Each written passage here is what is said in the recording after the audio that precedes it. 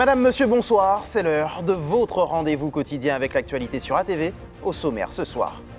Un incident technique bloque les petits planteurs de canne. Ils étaient mobilisés ce matin devant l'usine du Galion. En cause, la panne d'un grappin qui empêche le transfert de la bagasse vers Albioma. On en parle dès le début de cette édition. Dans ce journal aussi, un psychothérapeute jugé pour viol devant la cour criminelle. Georges Zou comparaît depuis ce matin aux côtés de son ex-compagne, elle poursuivie pour complicité de viol. Le compte-rendu d'audience à retrouver dans quelques minutes. Et puis, nous découvrirons la dernière exposition de Jordan Bill. Le photographe martiniquais présente Brume, une plongée sensorielle au cœur de la nature. Son travail est visible jusqu'à la fin de l'année à l'habitation Saint-Étienne. Et on débute donc par cette mobilisation des planteurs de canne. Ils étaient réunis ce matin devant l'usine du Galion pour faire entendre leur mécontentement. Depuis vendredi dernier, la panne d'un grappin à Albioma empêche le transfert de la bagasse. Toute la chaîne logistique s'en voit paralysée, comme nous l'explique Dorian Cayuela. À peine lancée, la saison sucrière essuie déjà ses premiers couacs. Ce matin, l'usine du Galion s'est retrouvée à l'arrêt en raison d'une panne de grappin, essentielle au transfert de la bagasse. Résultat, les coupeurs de canne ne peuvent plus récolter. À l'approche des vacances de Pâques, l'inquiétude monte sur le terrain. Les planteurs redoutent désormais un nouvel ennemi, la pluie, qui pourrait ralentir encore davantage le rythme des coupes et fragiliser toute la campagne. Si on est là ce matin, c'est parce qu'il y a un problème au niveau de l'usine. Il y a pratiquement plus de 1300 tonnes de cannes qui ne sont pas encore broyées et vous avez pu voir la détérioration de ces cannes-là en ce moment-là.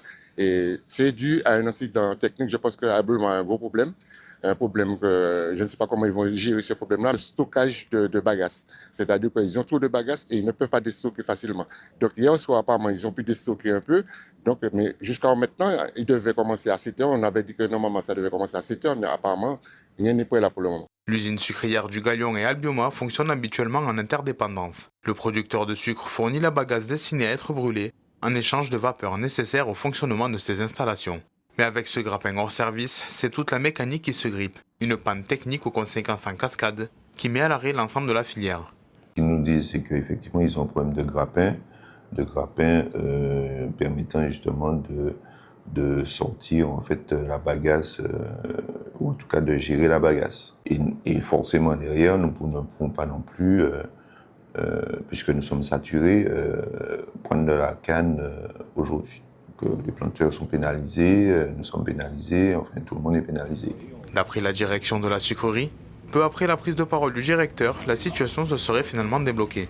La production a pu reprendre normalement, les planteurs ont relancé les récoltes et l'usine a redémarré ses activités. Contactée, la direction d'Albioma n'a pas souhaité s'exprimer sur cet incident.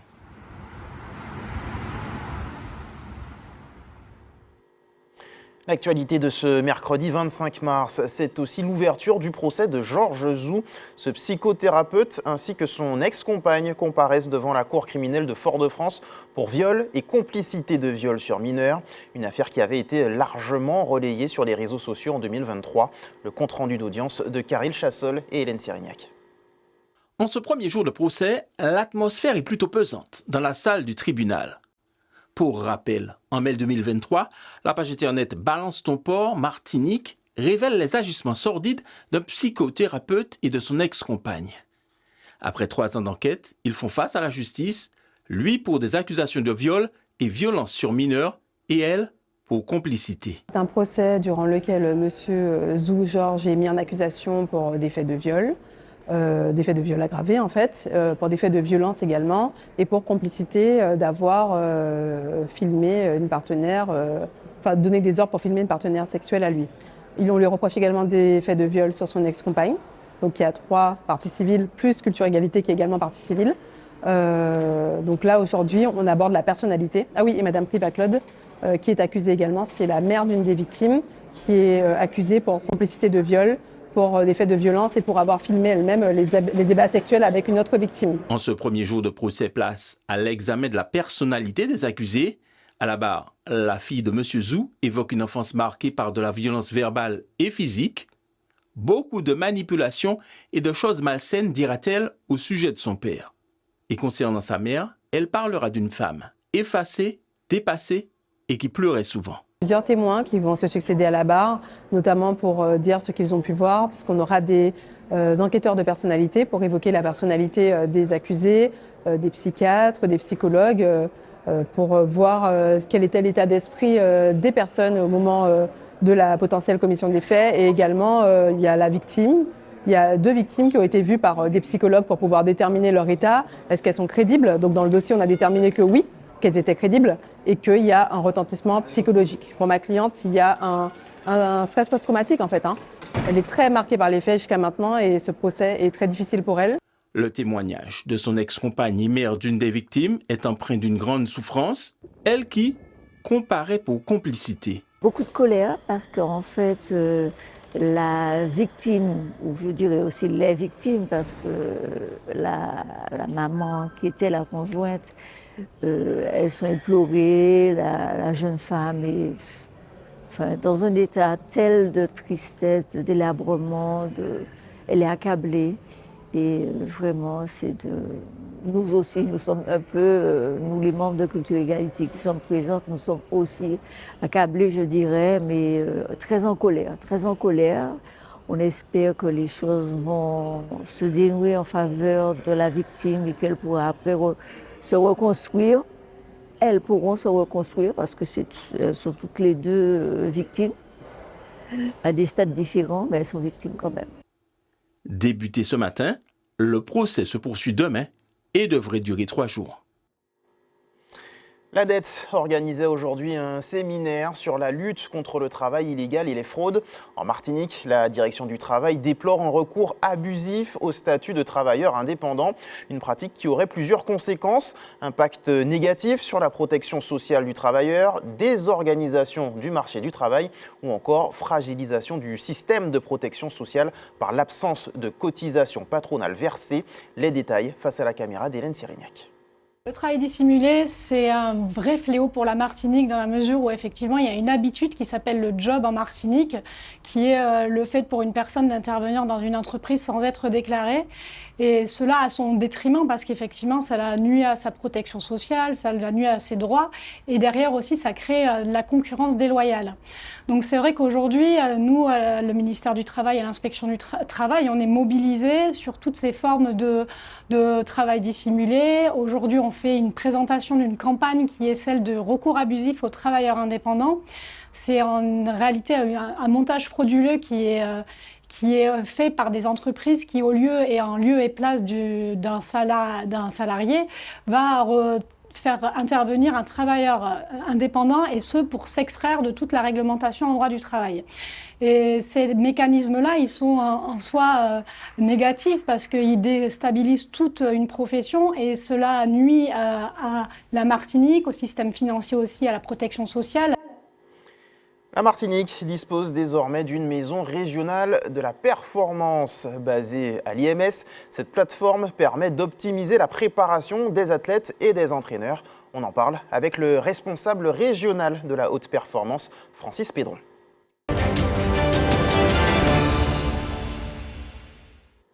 Bonsoir Francis Pédron. Bonsoir. Merci d'avoir accepté notre invitation.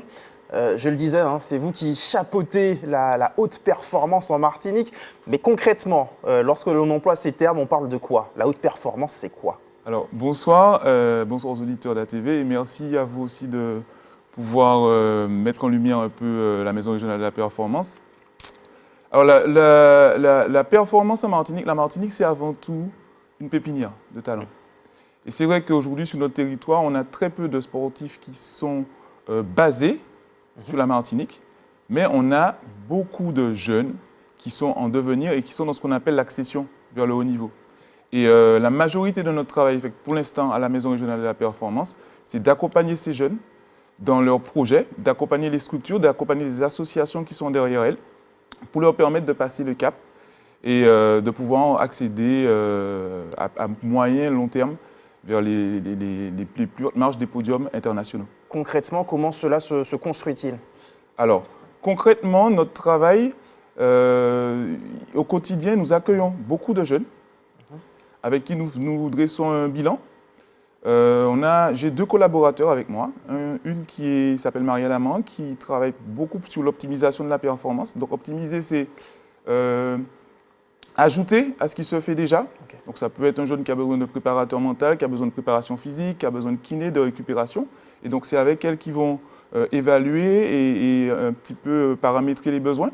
Et puis j'ai un autre collègue, M. Bornil, qui travaille plutôt sur la dimension socio-professionnelle. Parce que pour performer, il faut aussi avoir un cadre social, un environnement qui soit favorable. Et donc avec lui, c'est toutes les questions de scolarité, d'aménagement des horaires, d'internat.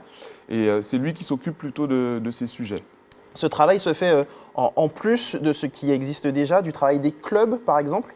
Alors, Notamment quand on parle de performance, de préparation mentale, physique, ce sont des outils qui peuvent être proposés parfois par les clubs. Et est-ce que la maison vient en support finalement? alors l'action de la maison vient toujours en plus. On peut la distinguer, je dirais. Il y a différents champs. Il y a d'abord le conseil. Parce que souvent, ceux qui viennent nous voir n'ont pas les informations.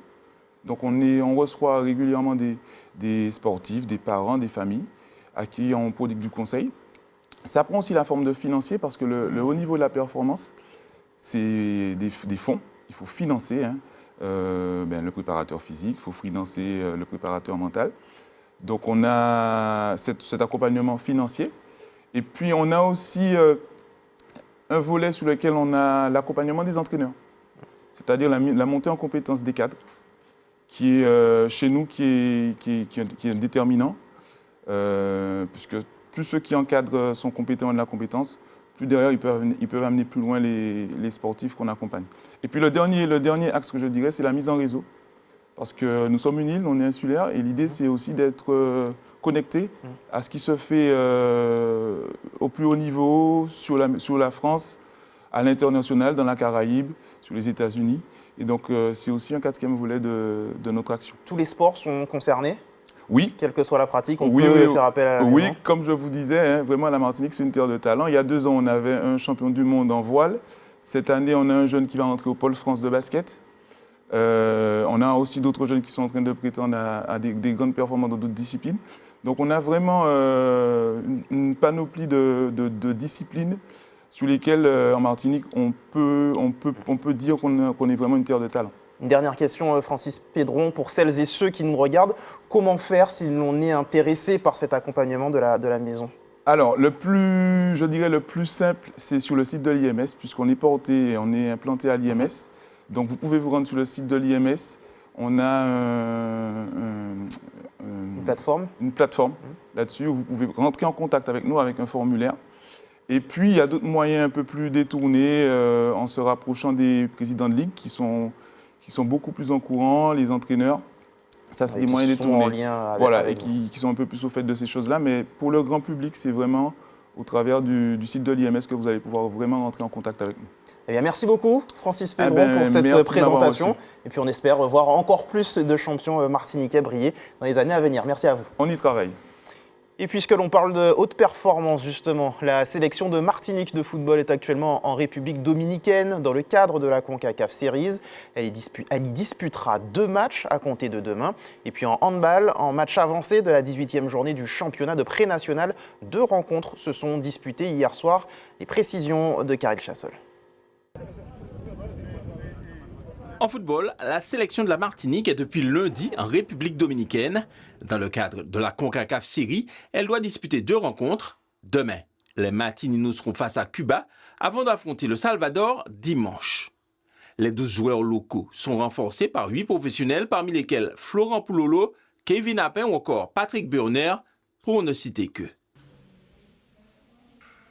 En football toujours, le tirage au sort des quarts de finale de la Coupe de Martinique ont eu lieu lundi soir à la Maison du Football. On aura droit au derby fouillalais entre le Club Colonial et le Golden Star. Au programme également Espoir Golden Lion, US Robert Club Franciscain et AS Mondezes Asso. Des matchs qui se dérouleront le week-end du 4 avril prochain.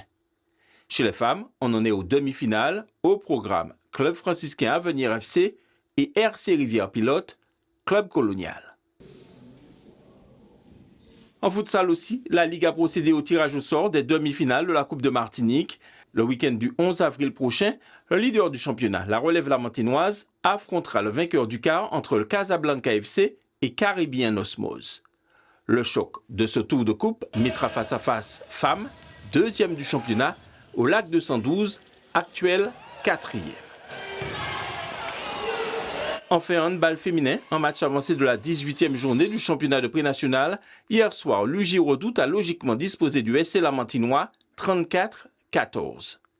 Chez les hommes, en match en retard de la 16e journée du championnat de pré-national, l'USC Citron a pris le meilleur sur le Phoenix franciscain 31-21. Et en match avancé de la 18e journée, toujours hier soir, dans le choc entre l'UJ Redoute et le FR Roche-Carré, ce sont les Redoutais qui se sont imposés. Les amoureux de gospel ont rendez-vous vendredi soir au Grand Carbet pour un concert live exceptionnel. Sur scène, une voix que l'on ne présente plus. Dominique Zorobabel est notre invité.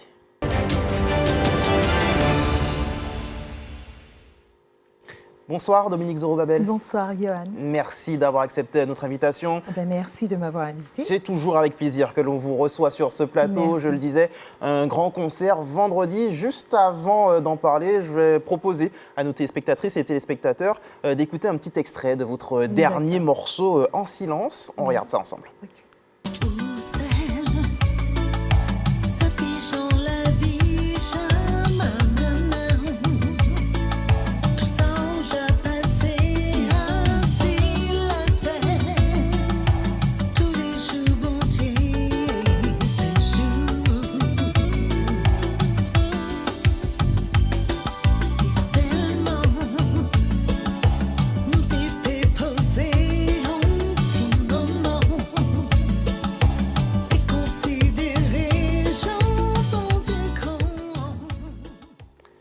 Voilà pour cet extrait de En silence, votre dernier titre, Dominique Zorobabel. Est-ce qu'on peut en parler en quelques mots?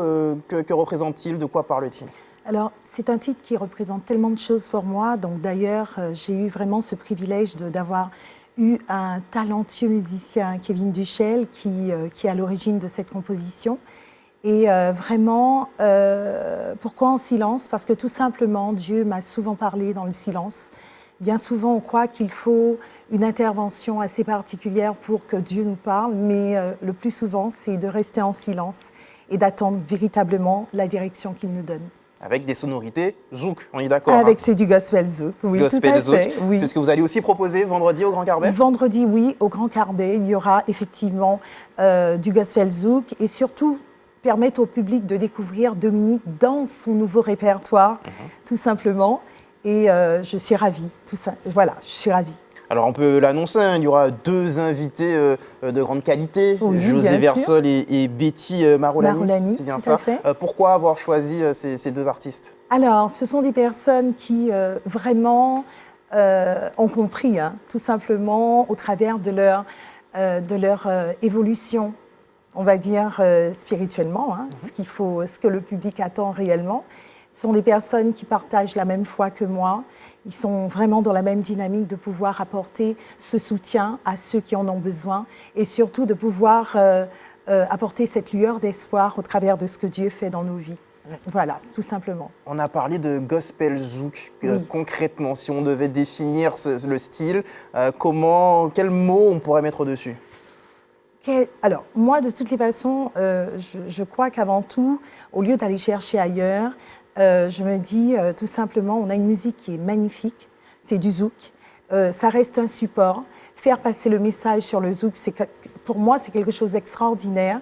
Et il n'y a pas mieux de pouvoir s'exprimer dans le domaine musical dans lequel on est le plus à l'aise. Je ne suis pas américaine et voilà, je reste dans mon couloir en tant qu'antillaise et vraiment ambassadrice du zouk. C'est le meilleur vecteur finalement lorsque l'on est en Martinique, en Guadeloupe, le zouk? Tout à fait. Et puis on se rend compte que partout ailleurs, les personnes apprécient, ne serait-ce qu'au Japon, ou dans les autres coins du monde, hein, les gens apprécient le zouk aujourd'hui. C'était justement ma prochaine question. Ce vrai style s'exporte-t-il facilement? Alors le zouk, on le sait que oui, mais avec ce message véhiculé autour de la foi, est-ce que c'est quelque chose qui s'exporte? Alors je crois que les gens sont vraiment à l'aise aujourd'hui avec justement ce support musical et ce message de la foi. Donc après, il ne faut pas rester dans... On n'est pas là pour se sectariser.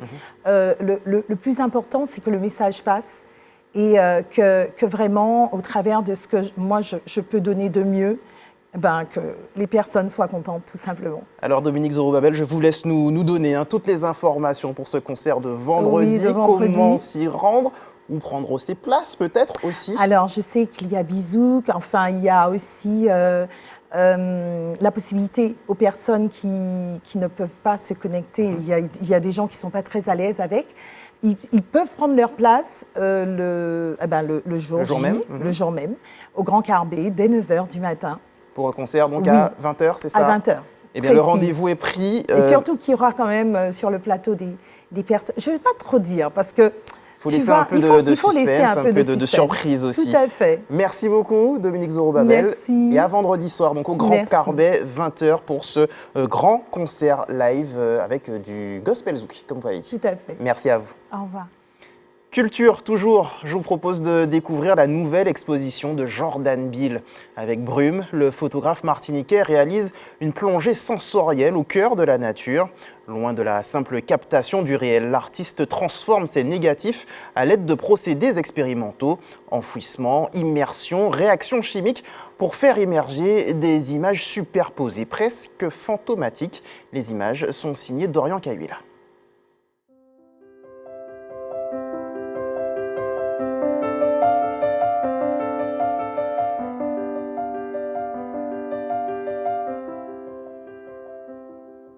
L'exposition, elle s'appelle Brume, c'est le nom de la série simplement. C'est un travail dont j'ai beaucoup de mal à parler parce que c'est vraiment un travail que j'ai fait à l'inverse d'autres séries jusqu'ici. C'est 100% de l'intuition. C'est vraiment, j'ai suivi un fil et je peux dire que c'est des moments où je travaillais essentiellement quand les limites de l'île se faisaient sentir. C'est-à-dire que des moments où il y a cette brume de sable qu'on connaît assez bien ici, qui arrivait au-dessus et qui bloquait par le haut ce que la mer, enfin c'est un sentiment, bloque sur les bords.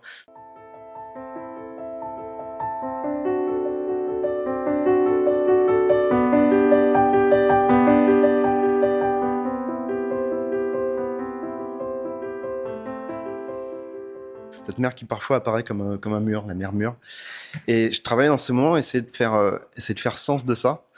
Et plutôt que d'aller juste se projeter dans l'horizon, justement, parce qu'il fait mûr aussi, essayer de se projeter dans les morts. Et dans quelque chose de plus vertical, peut-être, je sais pas. C'est pas une campagne de com, il n'y a pas un sens caché, il n'y a pas un message particulier dans le sens où le message, c'est l'image. Par contre, il y a effectivement un contexte, et je lis des choses, j'ai des échanges qui, justement, me changent, et je produis des images en fonction.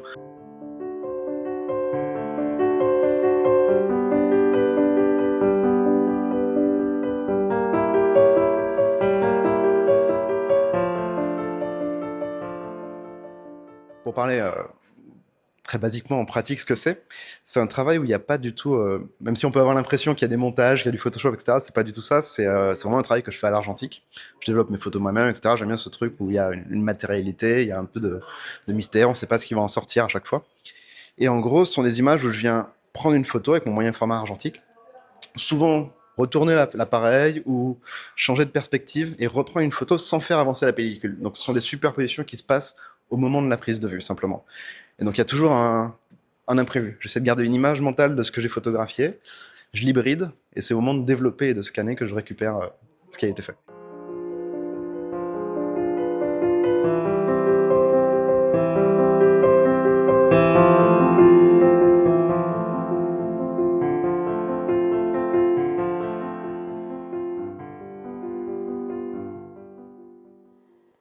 Voilà pour cette exposition visible jusqu'à la fin de l'année à l'habitation Saint-Étienne. Comme chaque soir, on regarde ensemble le calendrier de l'EFS. Demain, vous pourrez donner votre son au campus universitaire de Schellcher de 8h à 13h. Autre possibilité, la Maison du Don, immeuble Le Fils, quartier Dillon à Fort-de-France, de 10h30 à 17h. Avant de laisser place à l'actualité nationale, je vous rappelle la principale information de cette édition. Un incident technique bloque les petits planteurs de canne. Ils étaient mobilisés ce matin devant l'usine du Galion. En cause, la panne d'un grappin qui empêche le transfert de la bagasse vers Albioma. Une solution aurait été trouvée dans la journée. C'est ainsi que se referme notre tour d'horizon de l'information locale. On se retrouve dans quelques secondes pour l'actualité nationale et internationale. A tout de suite.